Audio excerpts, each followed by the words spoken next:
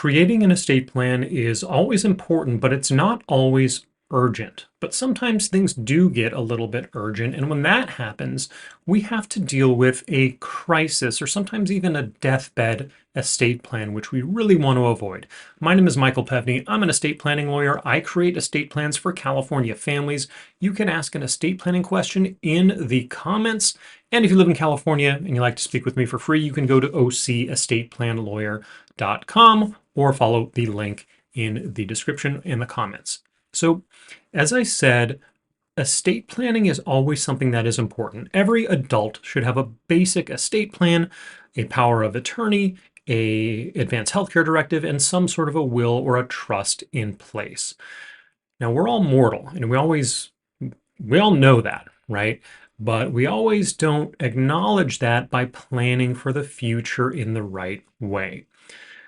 And sometimes as a lawyer, I get a client, or more likely a family member of a client, that is trying to create a plan for someone that is essentially in a medical crisis. Maybe there has been a disease that has been slowly creeping up, or there has been a recent diagnosis and somebody is either in hospice or they're in and out of the hospital, and we want to try to create some sort of estate plan for them. And this is and can be a difficult but not necessarily impossible thing to do. Sometimes it is impossible, and I'm just not going to be able to help. So there can be emotional challenges and logistical challenges of planning at this stage. And in this video, I want to kind of help you understand the complexities of this and maybe some tips for navigating a situation that is this sensitive.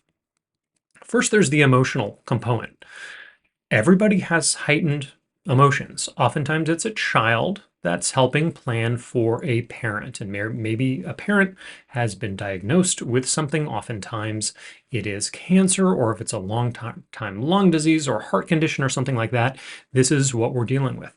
Oftentimes this person is in the hospital. It's possible that they may never get out of the hospital, or they may be at home, they may be under hospice care. Sometimes there is a conflict between family members, between a spouse and a child, or between multiple children, or between a child and maybe nieces and nephews, and there can be potential children from previous relationships, stepchildren, that sort of thing. And emotions and tensions are running high.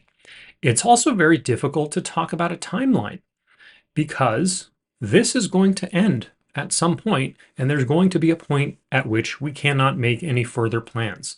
That could happen at the death of the potential client, and that could happen beforehand when they no longer have the mental capacity to create these documents. So there can be some urgency and some time constraints here. Sometimes I get a situation like this and I really need to speak to the person that's going to be my client, the person that is actually in that bed. We can often do these meetings over Zoom. Sometimes we can do a house call. Usually they're not going to be able to come into the office. These are those types of situations. And I really need to have a conversation with them. I usually record this conversation at the very least about what it is that their general desires are and who, at least right now, they want making financial decisions for them. Because what I really like to do is get in place a financial power of attorney. We give them, or they give somebody else, the authority to make financial decisions for them, to handle their banking, and yes, potentially even handle estate planning decisions for them. We want a very well written financial power of attorney, and we want to get it done like now, like that day, if possible. We always want an advanced healthcare directive as well, so it's very clear what somebody's end of life decisions are. And from there, we can proceed with the planning at a much more accelerated pace. Sometimes we can get these done within a week or so, if time allows. If it allows for my schedule, the family and the client's family really need to be on the ball and be willing and able to be there to help plan. But the first thing I need to know is, can this person make decisions for themselves right now?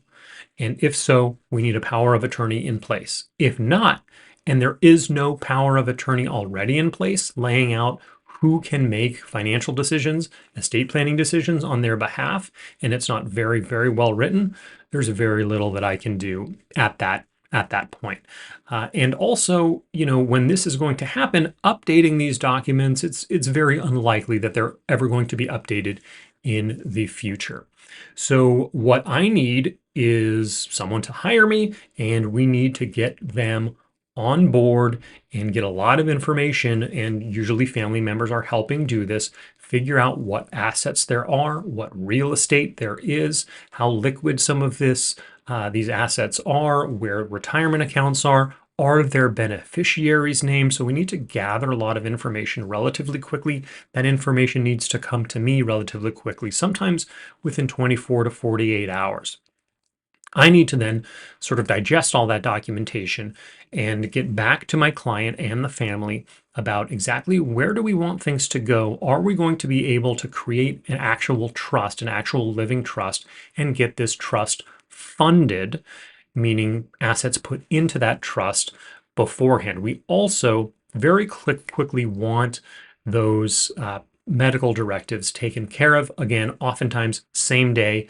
I get those documents out to the client and written, signed, and notarized the same day before we even necessarily have a will or a trust in place, because sometimes these documents can be in place if at the time they sign them, they have the mental and medical capacity to do so, even though at the time the ultimate document gets signed here, and I'm really talking about a trust here, they may no longer even have the mental capacity to do so. So it's all about what can they do now, even if this is a degenerating or declining situation. So we want to make sure that we have sort of somewhat somebody taking the lead. There's usually a single family member that kind of needs to take the lead with this, and it involves difficult conversations. And I need to ask that question, well, how much time do we have here? Is it days? Is it a week? Is it 2 weeks? Is it a month? Because we cannot complete this plan if the person whose plan it is no longer alive by the time things need to be signed. So hopefully we're able to get all of the right information, and we're able to get hopefully a draft out sometimes within a couple of days, and that draft can be approved, signed, and then potentially property and real estate even placed into an entity like an LLC or a trust while this person is still alive. I've dealt with several of these situations. They are never easy. I've been there in person in hospice care where somebody is in a hospital bed in their own home. I have done these remotely where a notary has been to a hospital, an actual hospital in a hospital bed, and it is very, very stressful for everybody. We all want to make sure that all of the legalities are taken care of, that the person making the decision has the legal ability to making those decisions. And once all of those documents are signed and taken care of, we make sure that the right person or people have capacity and have the physical custody of those documents, that we have digital copies in place, and that if we are able to actually move, if there is real estate, move real estate into that trust if we create a trust. I did have a situation where somebody did pass away after a deed to a home was signed, before that deed could be filed, and placing that deed into a trust. Now, if they were alive, competent, and everything, when that deed was signed and notarized, it can actually be placed into a trust after their death, at least in California where I practice. But what we really want to do is avoid this. I do not like dealing with these situations. It's very stressful for me. It's very stressful for the family. What we want to do is plan ahead. That means typically, in California, if we own real estate or we have little kids, we want something in place as soon as we can. These documents can typically, if we're talking about a revocable living trust, these documents can typically be changed, amended, altered, so long as the people that created it are still alive. We want to avoid these crisis situations, these deathbed situations, because, well, first, it ends up being more expensive. It's difficult to find a decision maker and to make sure that the decision maker can actually make those decisions, or we can pass off that decision-making ability to somebody else if this is a rapidly declining situation. So not a very pleasant topic to talk about, but this happens much more frequently than we think, which is why we always want to plan ahead, because estate planning is always important. It is not always urgent, but sometimes when it is urgent, it can be too late.